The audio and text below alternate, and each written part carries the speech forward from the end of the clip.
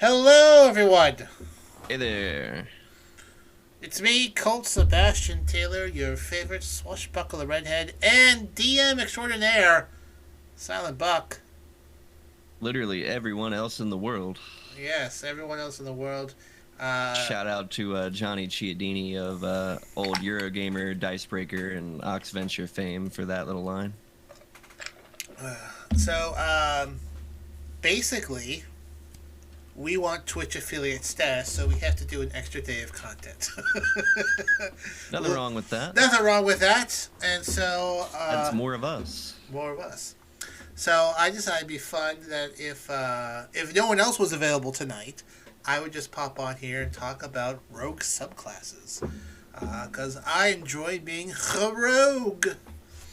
What's funny about that is when you sent me your initial sheet for Colt, you're like, "Oh yeah, I'm a swashbuckler rogue." I had to have a good laugh because that was my big player character for 5th edition D&D. Oh yeah, Of course, she's a swashbuckler rogue, so I'm like, "Oh yeah, know all about that." I love the swashbuckler subclass. So great.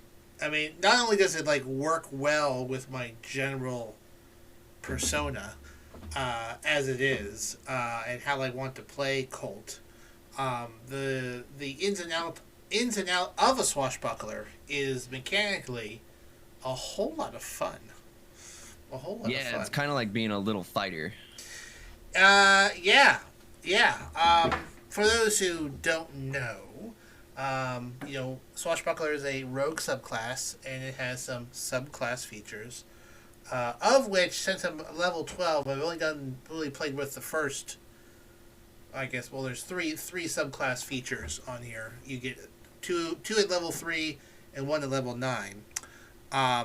The one I like the most is obviously fancy footwork. Oh yeah, fancy footwork's great. Fancy footwork is great. It's also pretty much kind of the same concept as the mobile feat. Yeah. Although with the mobile feat, do you have to attack anyone, or you're just I hard to believe hit? you have to at least attack. I Yeah, don't think you have to land the attack, but I think you have to attack. yeah. You don't have to land the attack with fancy footwork either. So it's basically it's stick and move, and whatnot. And then I guess I probably use this a whole lot more than the fancy footwork is the rockish audacity, um, which allows a swashbuckler to use sneak attack if they are in a one-on-one situation. Uh, Which is like the best fucking thing. it is the best possible thing. Now later on, Tasha's added the steady aim bonus action sort of thing, but like before that, Swashbuckler was really the only way you could like sort of guarantee sneak Yeah, attack. and even with steady aim, which is kind of like it's available to almost all rogues, I believe. I haven't used it yet in a situation, but if I joining us all the way from the Great White North, Ametrine. Welcome. You will be on screen if you turn your camera on. By the way. Oh, okay. Thank you for letting me know. Yes, this is a live. We're discussing subclasses, and right now rogue swashbuckler subclasses. But we will talk about yours too if you like. Well, I'm curious to hear about rogues. Okay. Well, just saying. Swashbuckler rogue Swashbuckler like, rogues. infected everything I knew about rogues. Oh yeah, no, I love it. So I haven't used this tactic yet, but I could be wrong. I'm bringing it up now in case I don't embarrass myself later. But when you are grappled and restrained, you attack at disadvantage. Correct?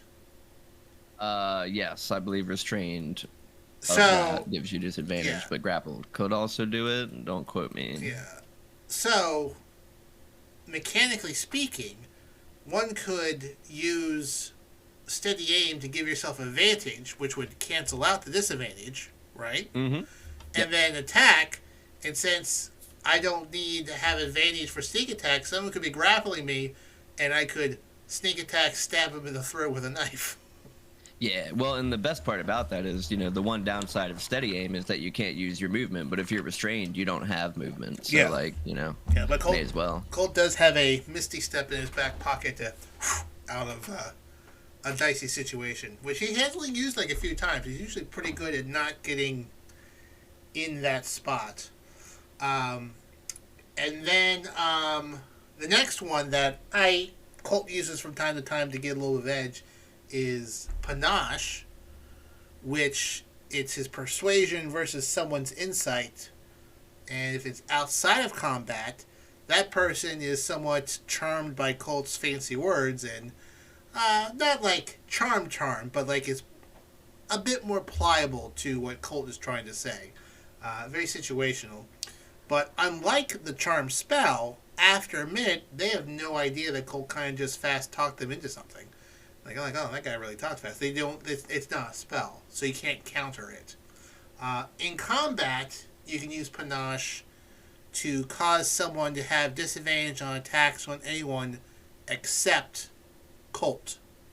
And then also they can't take attacks of opportunity. So, situationally, if Colt was going up against a big bad, and people need to get past said big bad in a tight space, he's panached, everyone could rush past him, the guy couldn't take attacks, and then any attacks he made on anyone would be a disadvantage, except for those on Colt. But that ends as soon as someone else decides to attack said person. So it's kind of like a compelled duel sort of situation. But I haven't been really in a situation. Very thematically appropriate. Yeah, haven't been in a situation where I've used that in that sort of setting. Then the last two ones I haven't had access yet to aren't super interesting, but could situationally be fun. First is Elegant Maneuver, which is the bonus action, gives me advantage on acrobatics or athletics checks. So, if Colt was doing to parkour up a tree, he would use Elegant Maneuver before he did that to give himself advantage. Because what good swashbuckler isn't great at doing some acrobatic moves, right? And then Master Duelist allows me to, once per long rest, to turn if I miss an attack, I can roll again with advantage.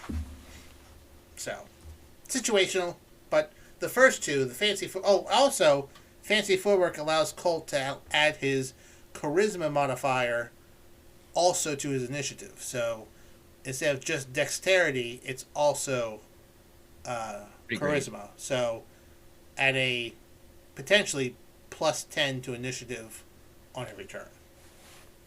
Mm-hmm. I think he's at like plus 11 or plus 12 right now.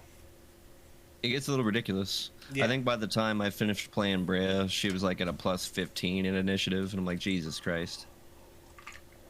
Yeah, so that is a lot of fun. There is another, like when we go to the second season and do new characters, I have a thought for a character, and if we need a rogue in the party, the other one that I would probably look at is the Inquisitive subclass.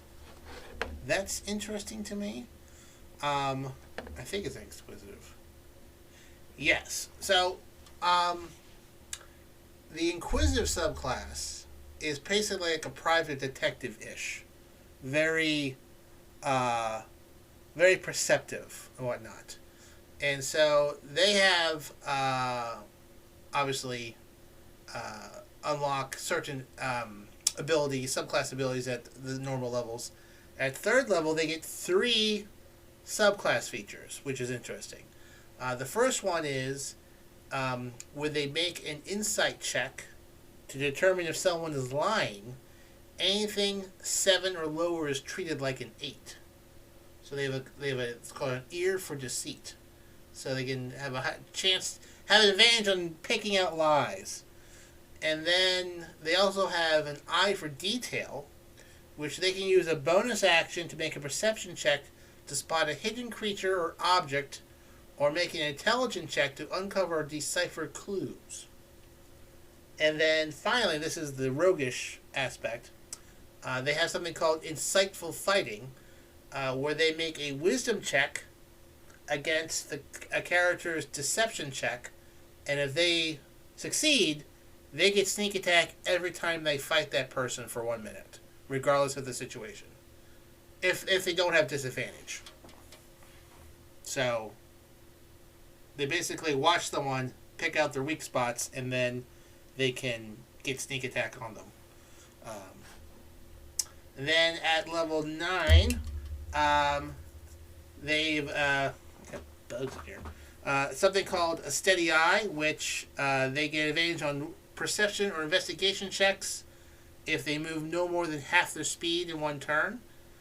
At the 13th level, they can sense the presence of illusions, shapeshifters, and any other magic that is designed to deceive the senses within 30 feet of them. That right there is pretty nice. Yeah. They sense an effect that's tempting to trick them, but they don't really know what is hidden or what the true nature is. They can use that feature equal to the number of times of their wisdom modifier between long rests. And then at level 17, when they use their insightful fighting feature, they get 3 more d6s when they land a sneak attack. So it's a little bit more of a oomph in there. Yeah, I'll say. Yeah. So those are the two. The other ones are interesting, but I really don't find them that interesting. But Swashbuckler is obviously my favorite. Haven't they? Swashbuckler Rogue was one of those, as soon as I saw it, I was like, oh yeah. Oh, Now, hello. when I was, playing through there, not a lot of the extra books were out yet, so we didn't have a lot of the different ones. Like Soul Knife Rogue is really cool, and gosh, there's another one. I think it was like Phantom Rogue or something that was kind Yeah, of there's a Phantom there. Yeah. Yeah, I try to avoid. I might try to expand my push myself next time. I didn't want to do something that had like the management of die associated with it. Yeah, there can be a lot of sort of complex ones. Resource management. Poor Meow gotta constantly check out those superiority dice. Yeah, I know. I can't. I just don't want to. Seems like you would always like not use them just in case.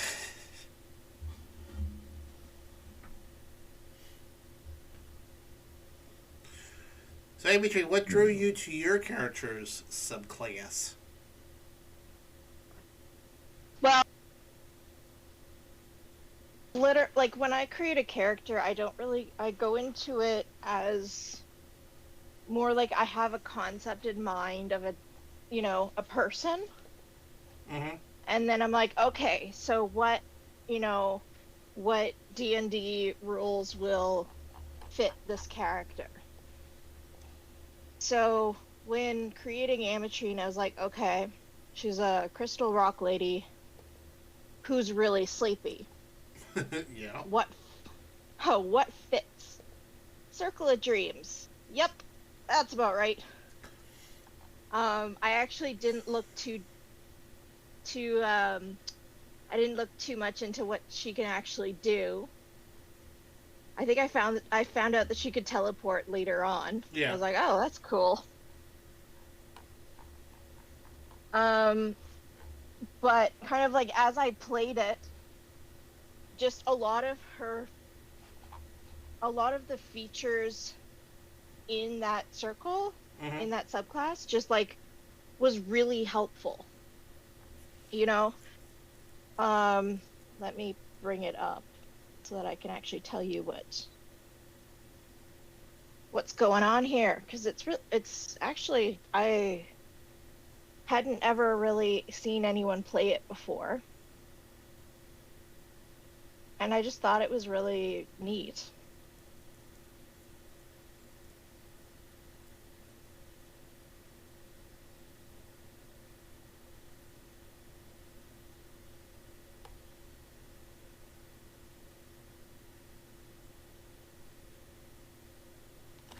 Yeah, I think what made me hesitant about the um about this particular subclass was all the talk about the Feywilds. Yeah. And I was kind of like, I don't really want to go into that direction.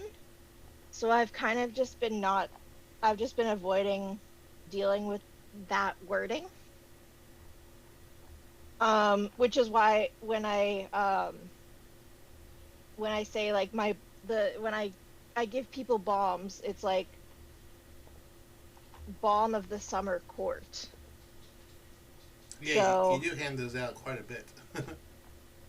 yeah, no, so you are a font of energy that offers respite from injuries. And they like in the class description they say it's like fey energy, but I ignore that personally. It's just ameturine giving out good vibes. Good vibes. Good vibe amateur. Good vibes. So as a bonus action, you can choose one creature you see within 120 feet, which I mean, for healing spell is an Quite the incredible range. distance. It is an incredible range for healing. And you can spend a number of those dice equal to half your druid level or less.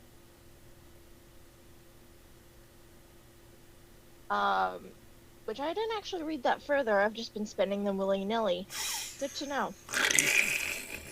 LOL. That's a good point. Yeah, I was gonna say, I was like, those are a limited use kind of thing. So Yeah, you're Sunday. Yeah, I've just The Sunday. never. Is it clear that I never read this very deeply? yes, It is now. Yeah. In the Sunday game we're in, yeah, you hand those out a lot. I mean, no. well, and to be fair, how often is somebody like on your case about it? Never. Yeah. And you spend a number of the. Okay, so. I mean, I can do like currently I can do a total of like 10 or 5 in one go. Between long rests. No, you can, no, that's per bonus action. Oh, okay. Because when I look in D&D Beyond, it gives me like a number, I think it's equal to my level or something like that. And you do as many times as you want? As a bonus action, you can choose one creature you see and spend a number of those dice equal to your druid level or less. Roll the spent dice, add them together. The target regains a number of the hit points equal to the total. You regain all expended dice when you finish a long rest. Okay, you have a pool of fey energy represented by a number of d6s equal to your druid level. Yep. So you'll have a total of 12 d6. Yes. So now I can use, but instead of just dumping them all in in one go, which I've done in the past, I don't think not in this game, but in other games. Yeah, I think in other games, yeah. But I didn't read the fine print. Oh well. And neither did the other DM. The more you know. The more you know.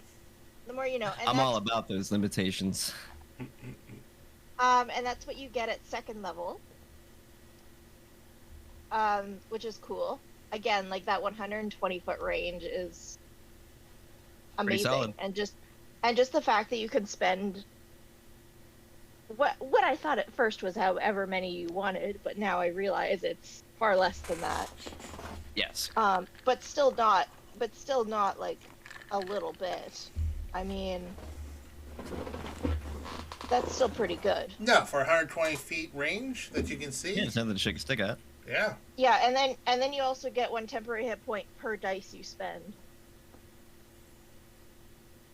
No, in a dicey situation where you got multiple folks down, you can just pick a nice, safe spot and pop them in one at a time to keep them going. Everybody up. Yeah. But yeah, no, and then out of combat, I have the Hearth of Moonlight and Shadow, which I always forget the name of. I'm just the Heart of something and something, whatever. Um, and that's just like a little dome that you can summon whenever you take a short or long rest. Like it just happens. And which is kind of cool. Like there's no like you don't have to like take a long rest in order to get it back. Like it just happens. Yeah, it Which I adds stealth to perception checks too, right? yeah. So it's a 30-foot radius sphere, which is massive. Um total cover blocks the sphere, but whatever. Um while in the sphere, you and your allies gain a +5 to stealth and perception check. So not only can we hide, we can also see better. And any light from open flames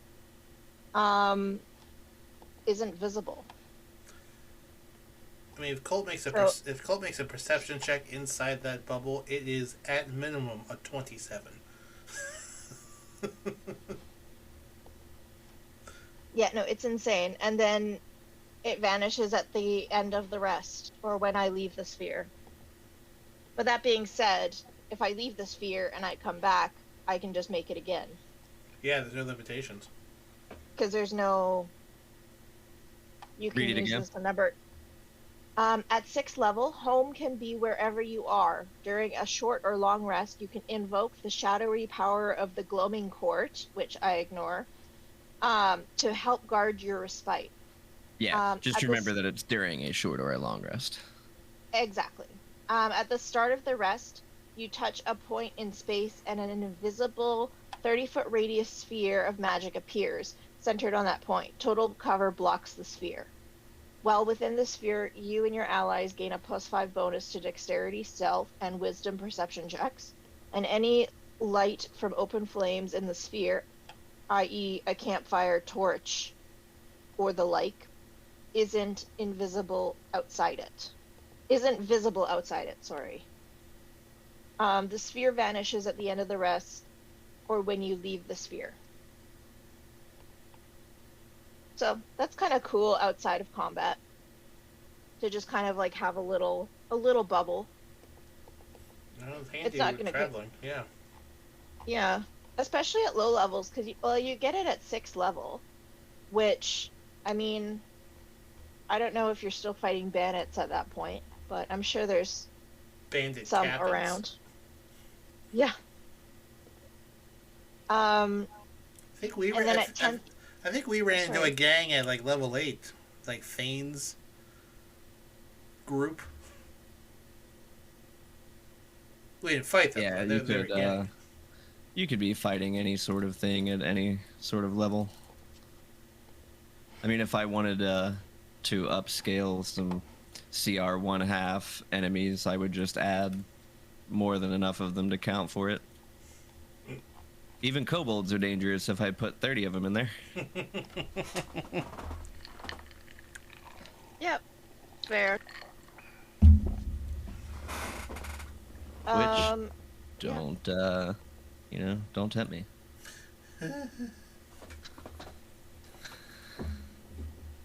I don't know. Maybe I'd have a chance to use some of those AOE spells that I never plan to take. That I never prepare. So continuing on, at 10th level, you get the hidden paths, which is the teleportation. You can use the hidden magical pathways that some Fae use to traverse the space in the blink of an eye. As a bonus action, on your turn, you can teleport up to 60 feet to an unoccupied space you can see. Alternatively, you can use your action to teleport one willing creature you touch up to 30 feet to an unoccupied space. So it's a bonus action for me, and it's an action to send someone else. You can use this feature a number of times equal to your wisdom modifier, and you regain all expended uses when you finish a long rest. Boy, that'd be hilarious to have the long shots in a prison cell and just have Ametrine pop people out between the bars. Depending Surprise! on what type of prison it is, she'll just walk through the walls. That's also true. Yeah, if the prison's made of stone, you are hard to keep into one spot. And what's funny is that she doesn't even she doesn't understand why nobody else can do it. Because it's like you just walk through the wall. I don't understand. But okay, you people in your walls. But yeah, no, that one's been incredibly useful. Oh, yeah. And just the fact that it's a bonus action just kind of gives you that extra feet of movement that you need in order to get up to get places, which is kind of nice. Or to get away. Yeah. Which is also really nice when you are, in a situation where you're facing an enemy that you don't want to be close to.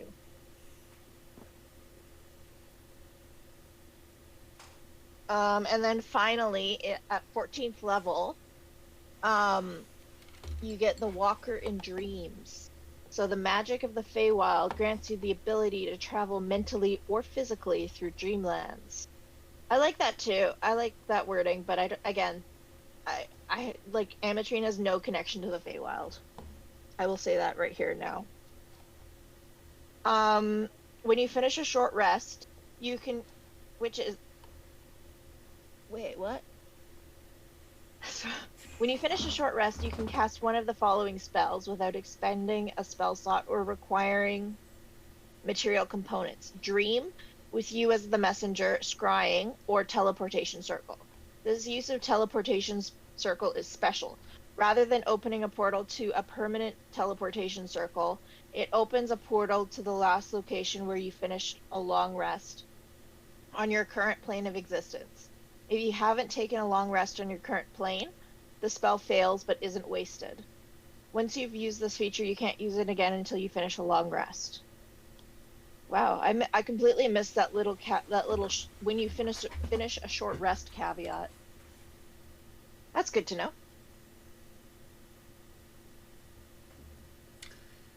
But yeah, no, I love the idea for teleportation circle where it's like, yeah, you don't end up in some random spot, you just end up wherever she took the last time she took a nap.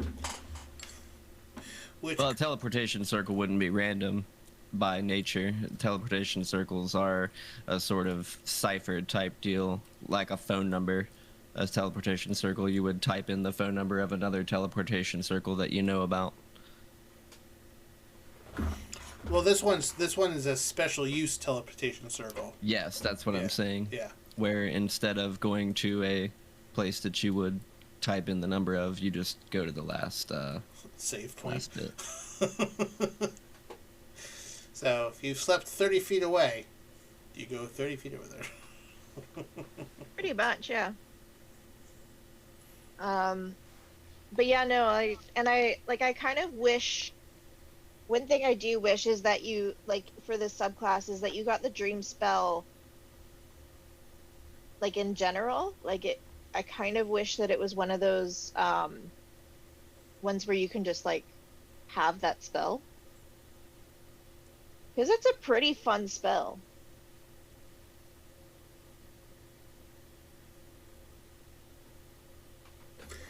Yeah, you do a lot of you can do a lot of chaos with that. It's a fun one. I truly wish that it was I truly wish it was a druid spell, or that I could actually cast it. Because, damn, it's fun.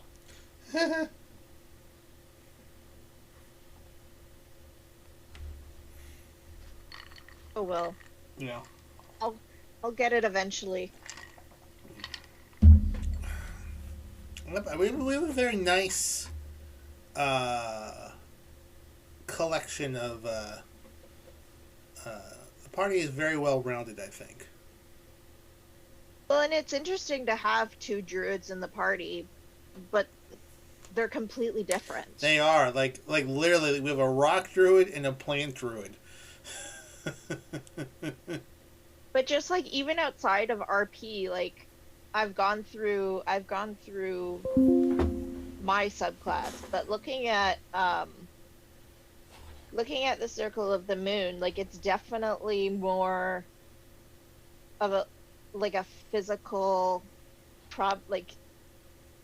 while the Circle of Dreams has some components that you can use kind of outside of combat, I would argue that a lot of the abilities that the Circle of Moon gets you are amazing for combat. Like that is why you take that subclass. It absolutely is. And like while the Circle of Moon is a lot more combat orientated, the Circle of Dreams certainly allows for more support. You know? Alrighty, folks. I have got to get off here because I've got a function I'm heading to. Going to a We'll function. catch y'all later. A fire. Alrighty. See you, buddy. Have fun. Fire. But Well, yeah, no, I do really like what Ametrine has brought to the table. It was she has filled in some of the glaring cracks of support that we needed. We were getting by fine, but I feel it's a much tighter, much tighter group right now. So, like, Theron and Meow, they're the frontliners. Colt kind of bounces around and is the skill monkey, picking locks and talking his way through things. Valhalla and Elian are the spell slingers. We have the two druids. It's very good. it gives Radagast the opportunity to actually not have to worry about being in a position where he has to cast spells in case people go down. Like, he can actually take his, use his wild shape abilities and use his class abilities that make him so powerful. Yeah. Without having to worry that, if I do this and people start going down, I have to end this really powerful form in order to make sure people stay up. Yeah. Instead, I don't know what that... Instead, I'll go around setting everyone on fire. Which, I mean... It happens to the best of us. Fun. It's fun, too. I mean... Yeah. It happens. Yeah, that was... the town combat was like, oh, no. That almost disintegrated a few times. I'm sure. But, I mean, also at this level, like, you can take D6 of fire damage and not be too concerned about it. Oh, yeah. No, just, it was thematically very funny. Oh, absolutely. The last one, this grave mine thing, we handled that guy pretty good.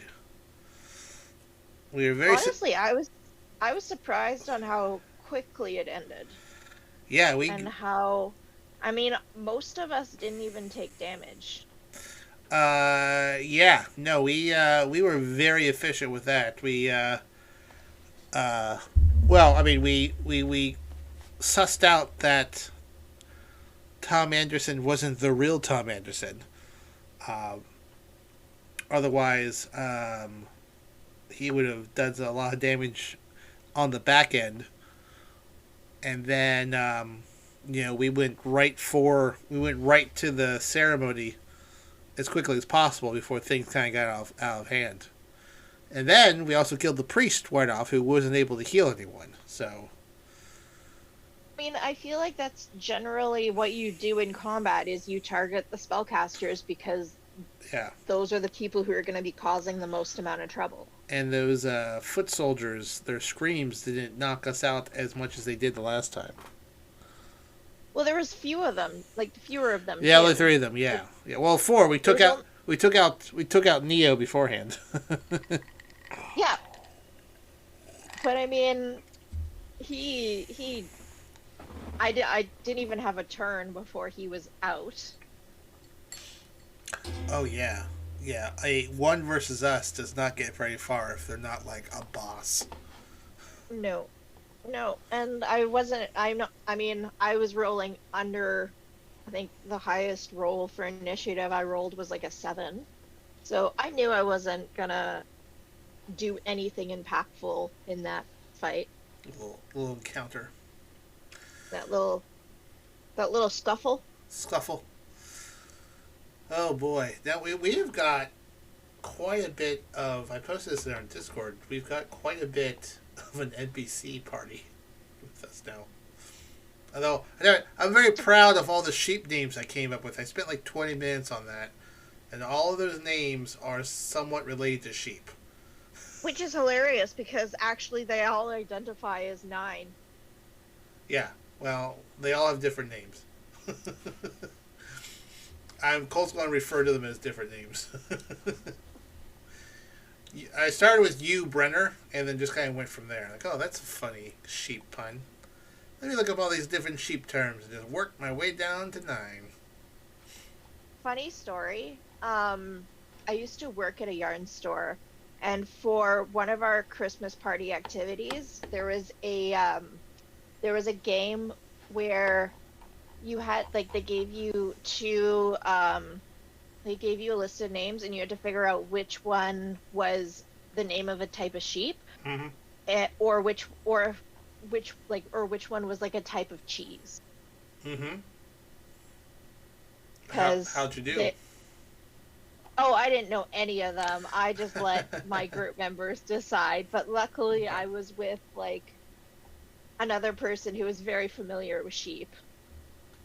Well, But yeah, no, it was such an interesting game because until you kind of put the two together, you don't realize how much cheese names and sheep names can be, they sound very similar. They do. They do. It's wild. Anyways, that's my fun sheep little sheep, story. little sheep antidote. I think I've asked this. I think I've asked this in a previous between session, but if you were to pick a class and subclass outside of Druid for Ametrine, what would that be? For Ametrine, oh boy. Well, like I said, like when I picked, like I literally just picked the Circle of Dreams because of the name Mm-hmm. for Ametrine. Because again, she's a rock lady who's really sleepy. Tends to be very, I don't want to say telepathic, but like she doesn't connect necessarily with minds as much as like she's very empathetic. Mm-hmm.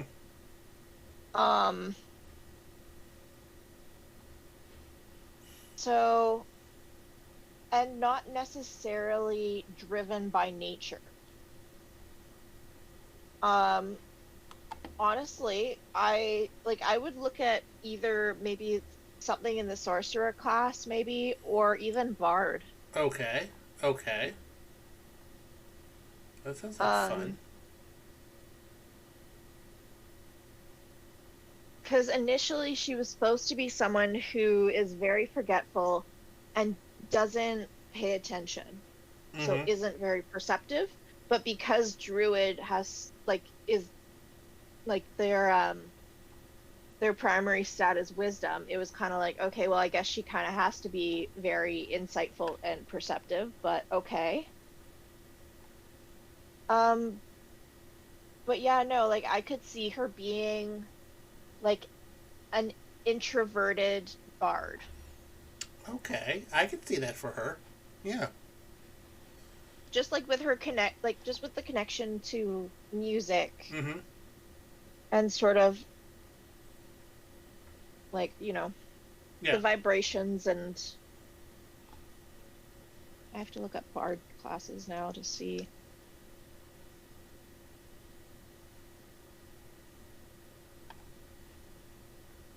Because now I'm curious.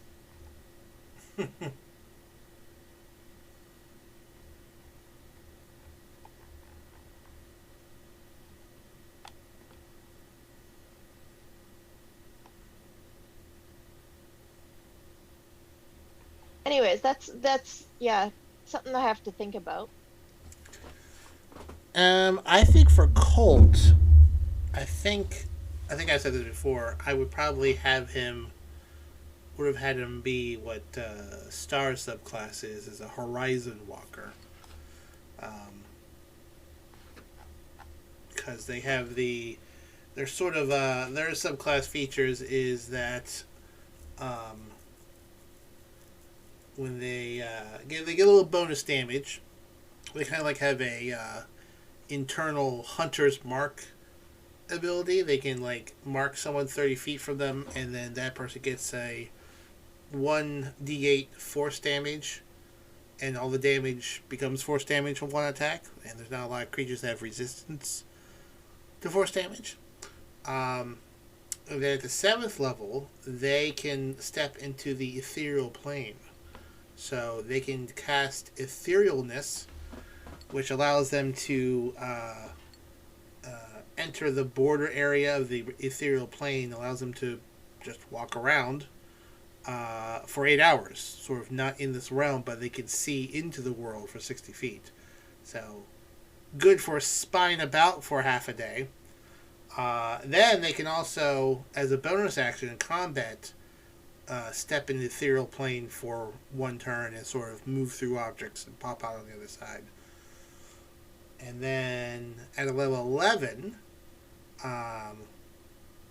when they attack, they teleport 10 feet in any direction right before they attack. They can sort of just pop across the field.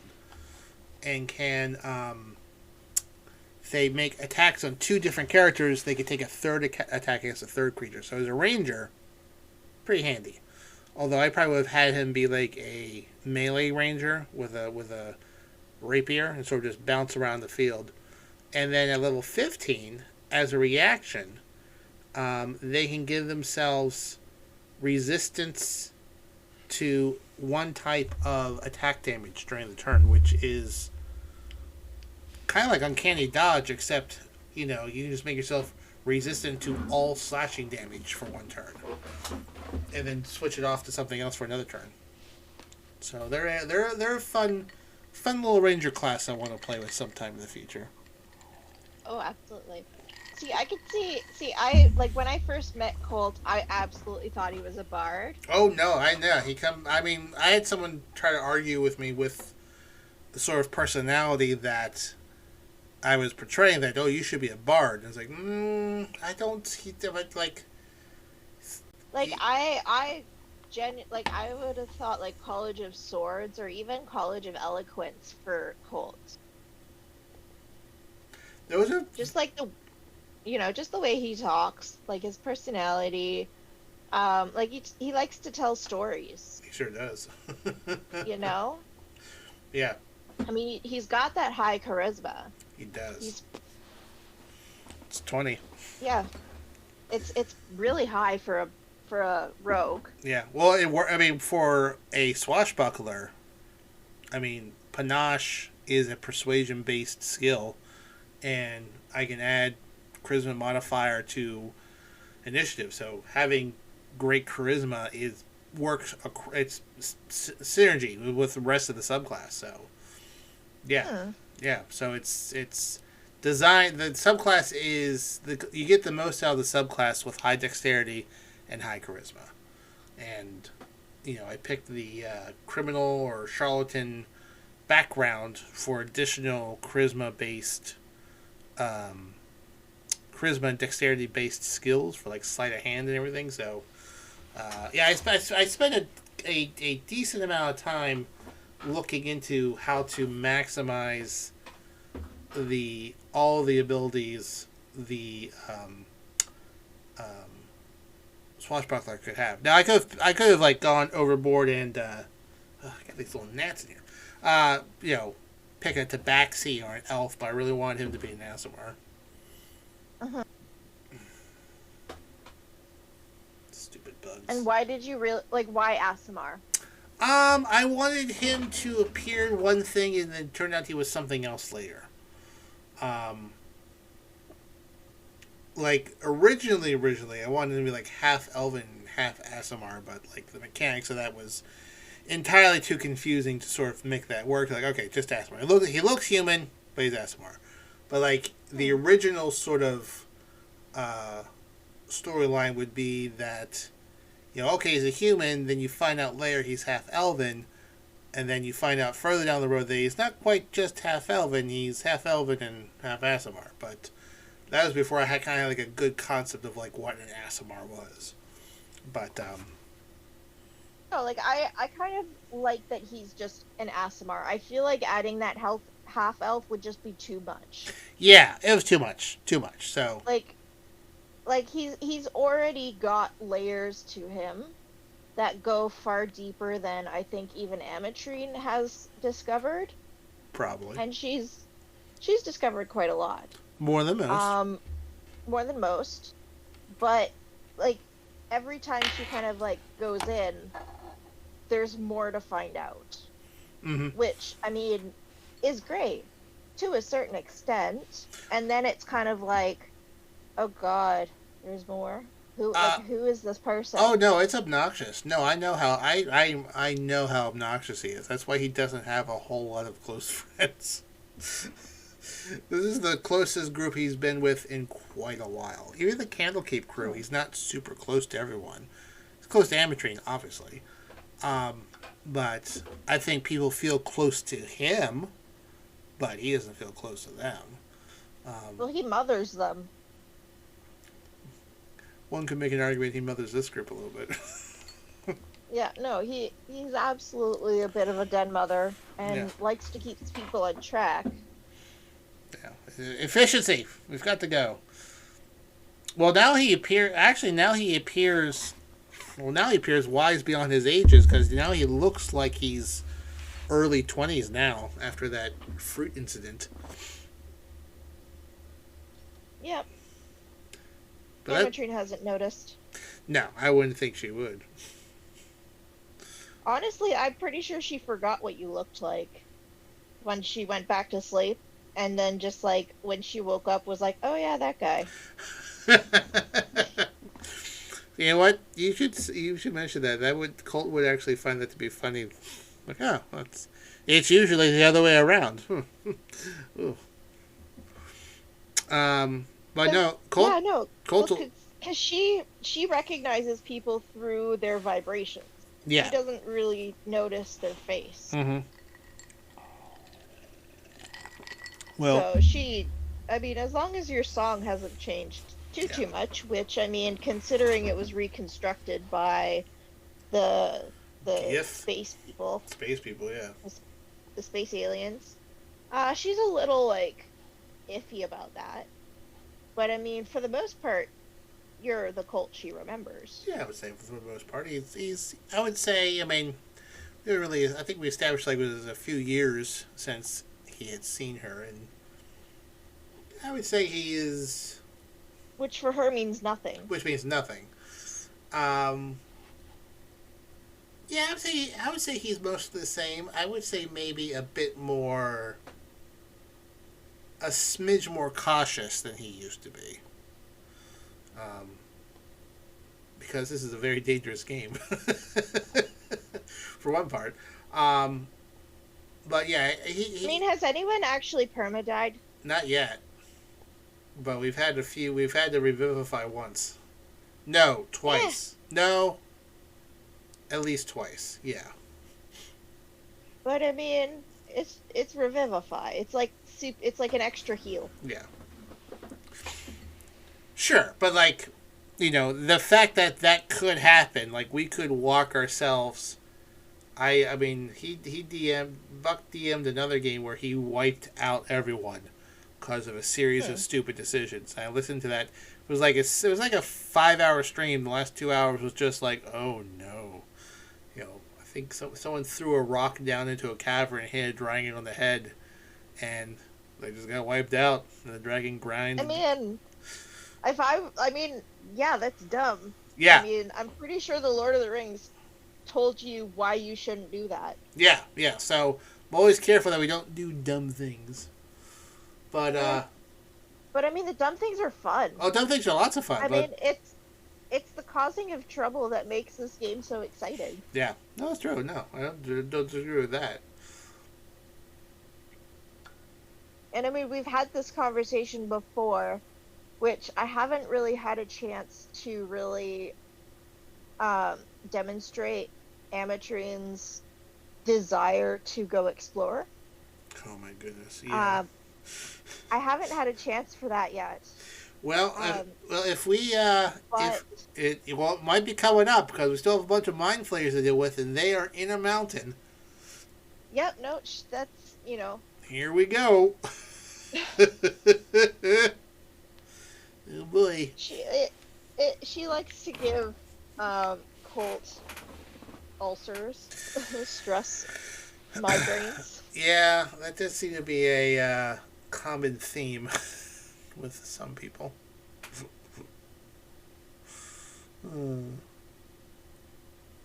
She's learning though.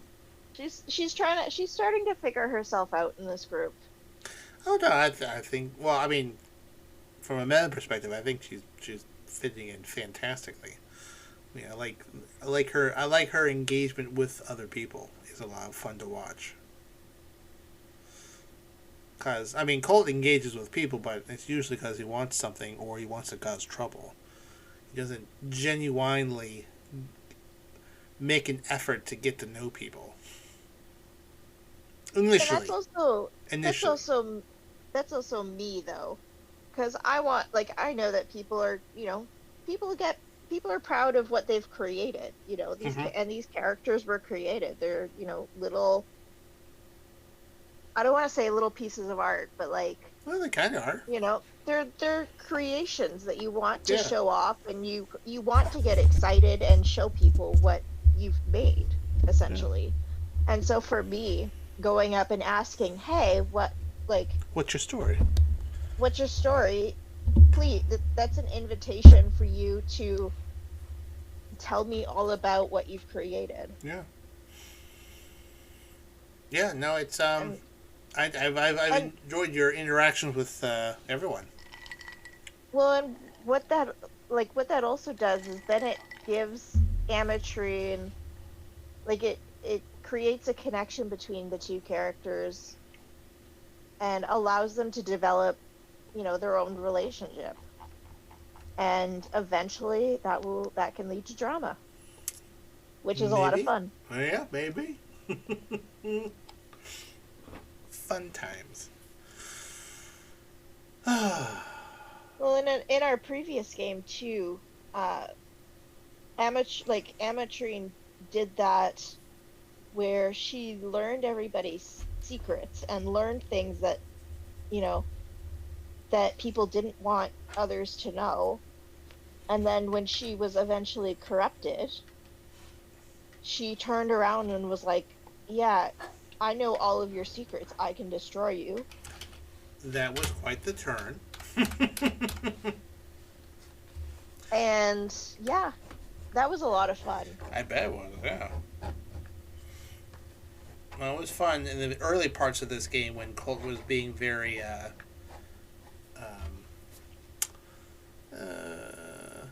coy about what he did for a living before the Black Hook revelation. That was a lot of fun. Although, I mean, everyone kind of... Well, I guess Theron and Radagast don't, quote-unquote, know about that. And only Ellie and Meow were there for that. But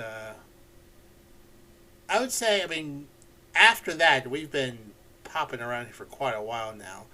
There hasn't been much in the way of big Colt backstory reveal other than Ametrine showing up out of the blue. The looking for him. The second person from his past that has come back to look for him after a timeline hiccup. But that may change in the next few months. Working on a few things. See what happens. That'll be exciting.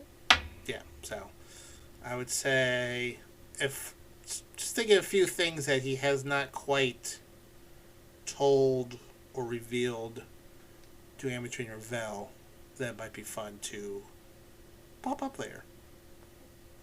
Do you have all of his secrets planned out, or do you just create new ones, like, as the game goes on? I would say for Colt, I do have a general background story for him that Val and Ametrine do know a good chunk of. Not all of it. And I do have a lot. I do think of things floating around out there, and I'll, pitch them to Buck. Say, hey, just so you know, this is something that could be of interest to Colt. Sometimes it pops up, sometimes it doesn't. But the Blackhawk thing kind of came to a head a whole lot quicker than I thought it would. And originally, that was going to be, for me, a sort of rivalry with Thane, because Thane was sort of starting his own criminal empire, and Colt was originally just pretending to be a freelance agent. Like, well, I just work for the Blackhawks. They tasked me from time to time to bring messages across because, well, I drink for free at the bar, so it's worth a little extra steps. But that didn't really pan out, and then they had to go to a safe house, and like, well, yes, I do work for them. But there are some other things that are a little bit deeper that are sort of floating out there that have been I would say, put on hold, but been kept. How can I put this? In my head, there are things out there that have been managed for a while, and that management may start to break down soon. So, that's all I'll say. But I would say his quote-unquote secrets, most of them I have a rough idea of what they are, and then occasionally I will refine one or repurpose one. But I generally don't make up his secrets on the fly.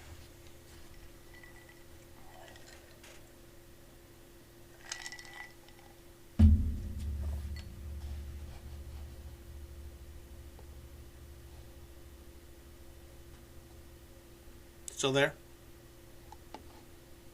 Did you get booted?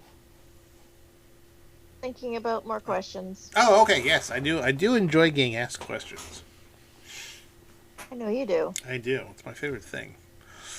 I'm an improviser, so I react more than step forward.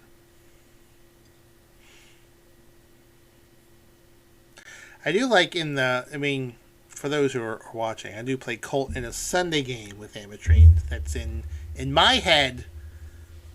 It's the same universe. I mean, it is like the same setting, but in my head, it's the same Colt. Although we're probably getting to a point that I might split that off. That this is a separate dimension, but in my head, when I play Colt, it's the same Colt. In every time. Like I did a one-shot D&D session with some comedians where I played Colt Sebastian Taylor, and to me, I made reference to this party and then my Sunday game throughout the entire game, because this is just Colt at a different point of his life, just doing his thing. But in that game on Sunday, Colt is pretty much like the tank for the group. Like, he has to be out there taking the shots, and that's why I think his armor class right now is 24, which is ridiculous for a rogue. It's crazy. Untouchable. I gamed that system real well to get a +3 armor, a +3 buckler, and picked up a shield proficiency. Because when the game started, it was sort of like a pay-to-play from this Discord channel, and we were getting new people in and out like every 2 weeks.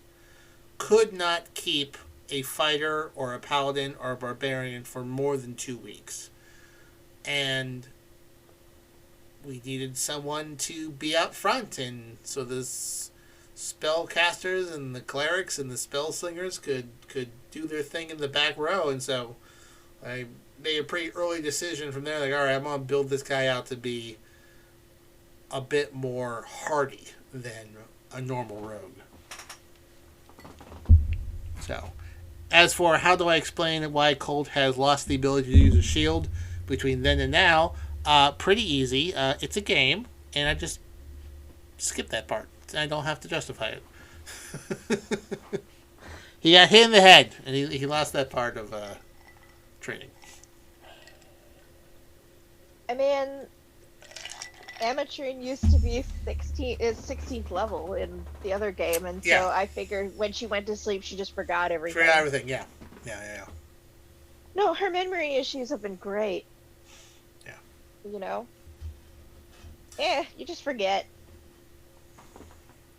I also like Colt having a rapier speed, although really it's mechanically not that useful. I could pretty much do the same thing by him also having a dagger, but I just like the idea of him having a sword and just being so quick with it he can actually get off 2 attacks in a round, which is based off a scimitar speed, which is an actual item. But I have justified that a scimitar speed is 3 pounds, a rapier speed is 2 pounds. Surely they can make a rapier speed as well. You would think. Yeah, the mechanics of that can't be, it has to be a bigger and heavier sword for it to be faster than a rapier. For me, that's my justification of that. Although in the Sunday game, technically I have a flaming rapier of wounding, but I never do the wounding part because that is a hassle mechanic that just slows down combat for 1d4 of damage. Not worth it. No, not worth it. No. No, it just isn't. It just. And it just seems really extra.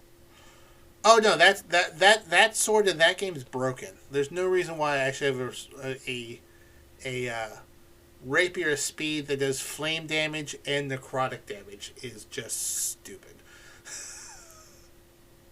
That's me asking for something and not getting a no answer. Buck tells me no. Buck tells me no way more. I pitch a lot of things to him that he says no to. I try to get away with a lot.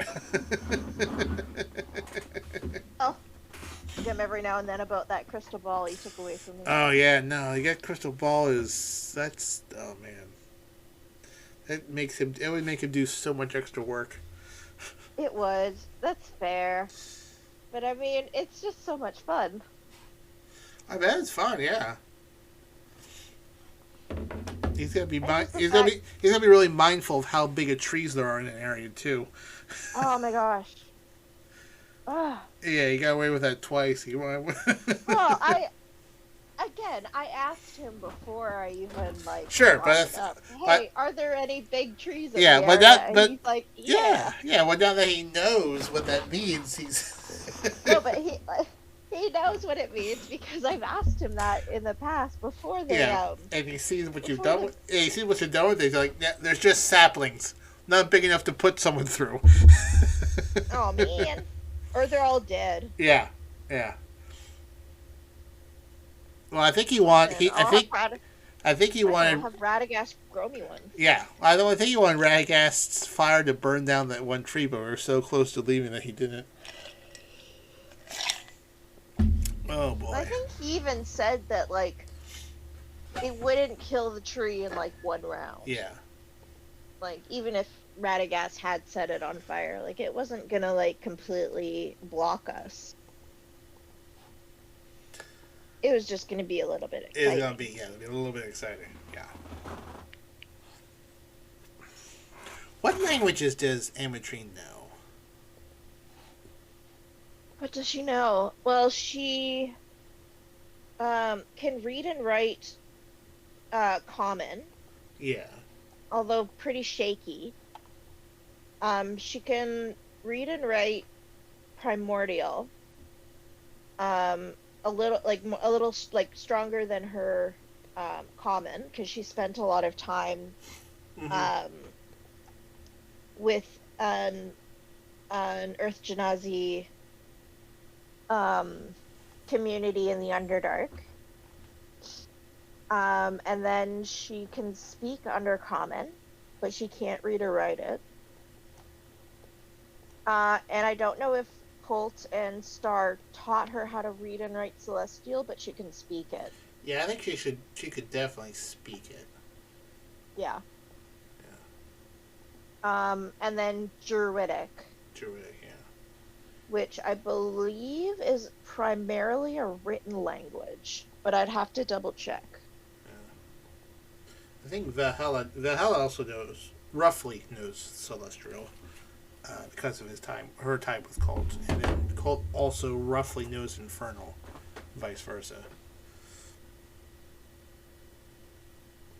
But yeah, no, she learned Undercommon while she was hanging out with the Durgar, Mm-hmm. which has not been brought up a whole lot yet. But Yet. Yes. Well, it's a fun thing. When we become an affiliate, there's going to be a thing called channel points. And people will earn points on the channel for watching. And then we can come up with things for them to cash those points in on. And so I've been working on a chart here of what things that people can spend their points on. So what I have right now is exclusive for those watching. And according to Twitch, you earn about 220, 250 points per hour. So, wow. for 100 points, you can highlight a message in the chat so that it kind of pops up a bit more. For 200 points, you can have the DM give a hint in the situation. For 250 points, someone watching can ask a character question that'll have to be answered in the stream. For 500 points, I want everyone to come up with something very specific for them. Like, I was thinking, maybe Elias speaks in French for 5 minutes. Just something goofy, or like, Colt will have to use a Christopher Walken voice for like the next few minutes while he's talking in character. Just something fun for any specific person. 650, random minor treasure from the DM. So the 650 points, that's basically watching practically the entire show to get that one. 800 points, Buck would roll from a random encounter table, and then we would have to deal with it. 1,000 points, you can give an inspiration to a player that they can use only during that session. So if they don't use it during that session, you can't carry it over.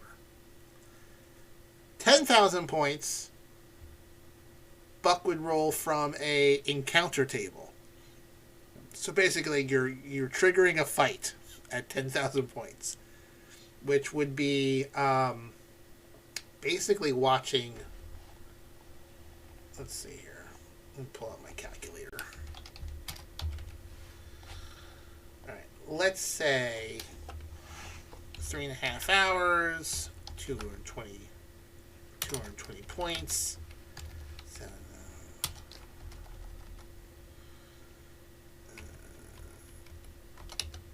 Basically, that would be 3 months of watching every episode all the way through.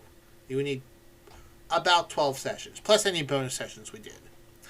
And then at 50,000 points, which no one will ever do, hopefully, it would be the audience would summon a dragon. Nice. So that's my So that's my idea for channel points that people can use throughout the little audience interaction for those watching. 100,000 points. Buck tells us what's in that pyramid. It's a mummy. There's a mummy in there. We don't know.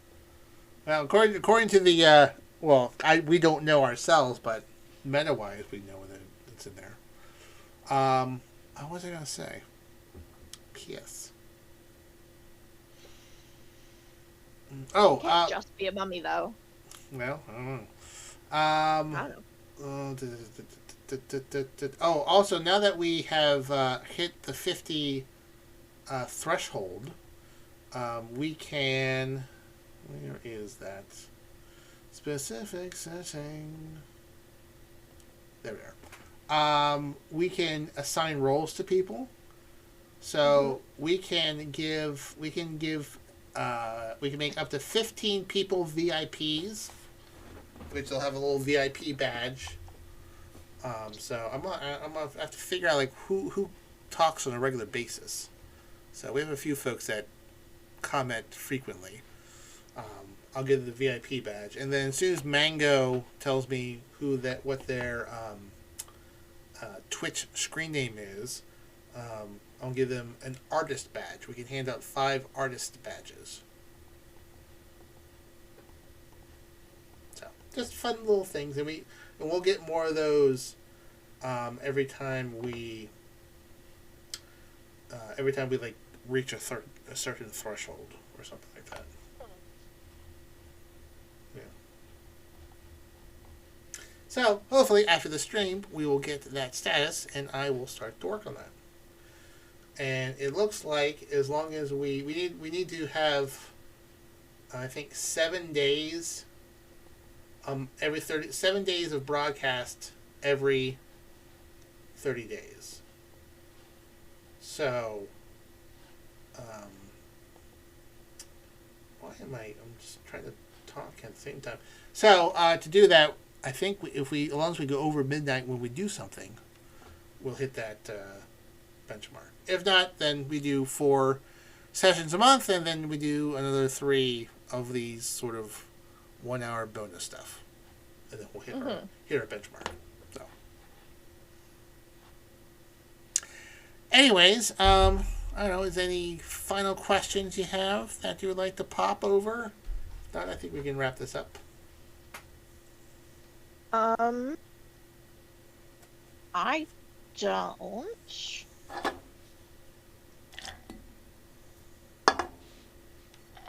Was anyone else planning on jumping on? I don't think so.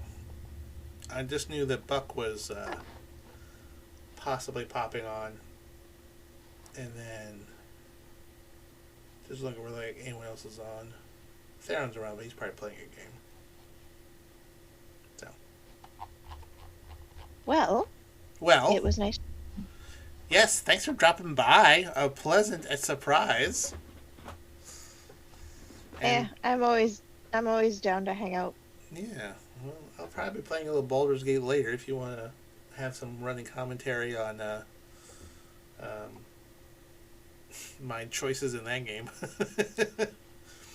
Actually, you're doing it wrong, Colt. Yeah, actually, I might be. I mean, I might in our sort of little Discord channel, I might be able to play that and have you watch live, talk to me while streaming. I don't know.